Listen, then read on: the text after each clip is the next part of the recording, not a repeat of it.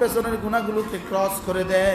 2 number তর্জমা, আগামী দিনের গুনাহগুলোকে তোমাকে বাঁচায়। সুবহানাল্লাহ বলে। কয়টা পাইছি? কয়টা পুরস্কার পাইছি? নামাজের কয়টা পুরস্কার পাইছি? কি কি? সামনের গুনাহ থেকে বাঁচায়। সুবহানাল্লাহ। আপনাদের সিলেটি ভাষাও শিখে ফেললাম আমি। পিছনের গুনাহ মাফ করায়, বলেন, সামনের গুনাহ থেকে বাঁচায়।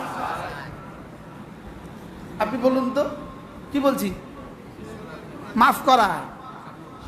জোহরের নামাজ, আসরের নামাজ, ফজরের নামাজ পড়লেন, জোহরের নামাজ পড়লেন, মধ্যখানে সব গুনাহ মাফ। এবার আসর থেকে মাগরিব, মধ্যখানে সব গুনাহ মাফ। এবার মাগরিব থেকে এশা, মধ্যখানে সব গুনাহ মাফ। এবার এশা থেকে ফজর, মধ্যখানে সব গুনাহ মাফ। তো আর কি রইল? যেতে যেতে জুমা টু জুমা, মধ্যখানে সব গুনাহ মাফ। তাহলে এবার আর কি থাকলো? আর কিছু আছে? কোনটা আছে? সব শেষ। পিছনের গুনাহ মাফ করায়, পিছনের গুনাহ মাফ করায়, সামনে গুনাহ থেকে বাঁচায়। বলেন, নামাজ কি করে? পিছনের গুনাহ কি করায়? মাফ করায়, সামনের গুনাহ থেকে বাঁচায়। এবার বলেন, আজ থেকে নামাজ ছাড়বো না ইনশাআল্লাহ। জামাতে নামাজ পড়বো তো? আল্লাহ। যুবক জীবন যেন এমন হয়ে যায়, কসম খেয়ে বলবা, গত 23 সালে কোনোদিন কোনো নামাজ ছুটে নাই, 22 সালে কোনো নামাজ ছুটে নাই, 20 সালে 21 সালে কোনো নামাজ ছুটে নাই, 20 সালে কোনো নামাজ ছুটে নাই, 19 সালে কোনো নামাজ ছুটে নাই। বলো না ইনশাআল্লাহ। কি এমন করে যদি হাসরের ময়দানে উঠে হাজিরা লাগায় কেমন হবে? ফেরেশতাই তো তোমার দেখে কাঁপবে কাঁপবে। হয় না, দুনিয়া হইলেই আখিরাত হয় না। নেত্রকোনার এক বেটা ঘড়ি ঠিক করতো, ঘড়ি। আমি গত সপ্তাহ নেত্রকোনা গেছিলাম, ওরা আমার কিচ্ছা শুনেছে। নেত্রকোনার এক বেটা কি ঠিক করতো? ঘড়ি ঠিক করতো। এই বেটা ঘড়ি ঠিক করতে করতে এমপি সাহেবের পিএস হয়েছে। ওরে বাপরে, সুবহানাল্লাহ। কি হয়ে গেছে বলেন? এমপি সাহেবের পিএস হয়েছে। কি ঠিক করতে করতে? ঘড়ি ঠিক করতে করতে এমপি সাহেবের পিএস হয়েছে। এখন কি ঘড়ি ঠিক করে? আচ্ছা, 5 তারিখের পরে ভাগ্যে গেছে। তো ওখানের উপজেলা চেয়ারম্যান হলো বিএনপির মানুষ। চেয়ারম্যান সাহেবের ফোন দিছে, ভাই আমার একখানা বাঁচান, আমার একটু কি করেন। তো ভাই আপনি যেমনে আসেন গাড়িটা লইয়ে আমার বাসায় আসেন। গাড়িটা লইয়ে কি আসেন? তো গাড়ি নিয়ে যখন বাসাত আসছে, তো বলতেছে ভাই বাসার কিছু থাকলে এগুলো বাইর করে দেন। তো নগদ 3 কোটি টিয়া বাইর করে দিছে। কয় কোটি টিয়া? গাড়িতে অল্প কিছু টাকা আছে, এগুলো আপনার কাছে থাক।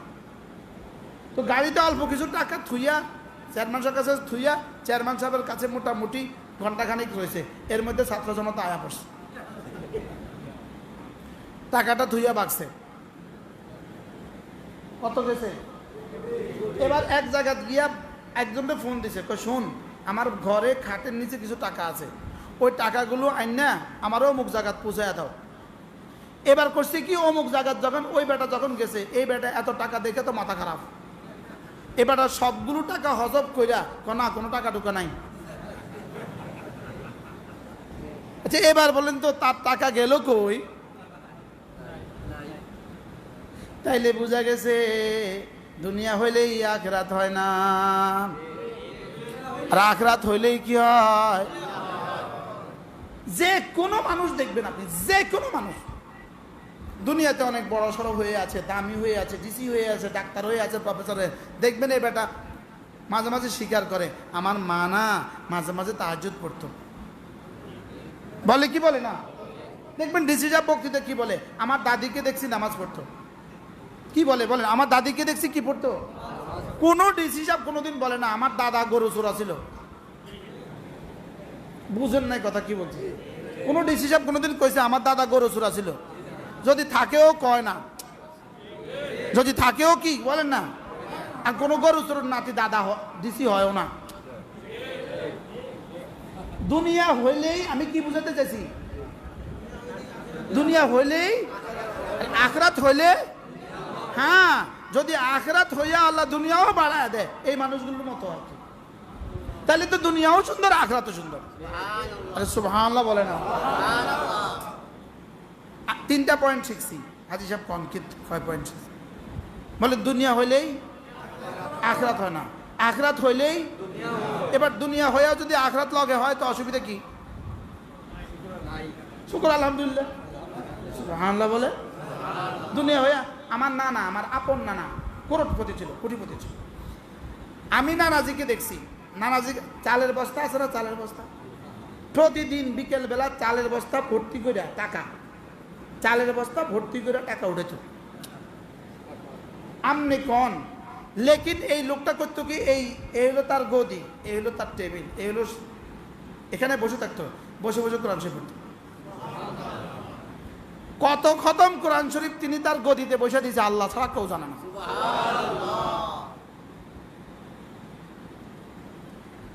কর্মচারীরা মাল বাইর করতেছে, ভ্যান গাড়িতে মাল উঠতেছে, ট্রাকে মাল উঠতেছে, আইতেছে যাইতেছে, ওই মেমো করতেছে, ক্যাশিয়াররা মেমো করতেছে, তো ক্যাশিয়াররা মেমো করে টাকা দিতে এভাবে, টাকা দিতে হবে, তো উনি টাকা লইতে এভাবে, কোরআন শরীফের দিকে টাকা লইতো।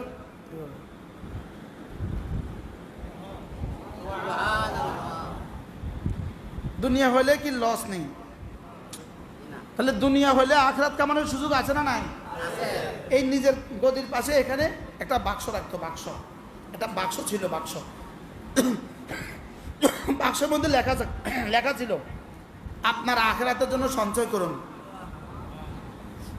কি লেখা ছিল?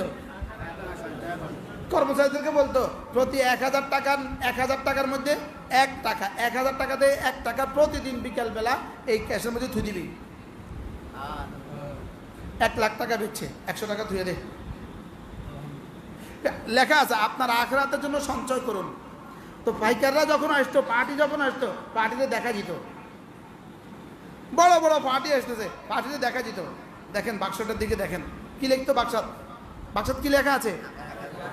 আপনার আখিরাতের জন্য সঞ্চয় করুন। তো মানুষ কেউ 500 টাকা, কেউ 100 টাকা, কেউ 10 টাকা ছুঁয়ে যেত। তাহলে বোঝা গেছে দুনিয়া হলে আখিরাত কামানো যায় না, যায় না? হ্যাঁ, এই জন্য দুনিয়া হলেই আখিরাত হয় না, আখিরাত হলেই দুনিয়াও হয়। আর যদি দুনিয়া হয় আখিরাতের সাথে তো নূরুন আলা নূর, তো আলহামদুলিল্লাহ। তো কি বলেন? তো আলহামদুলিল্লাহ।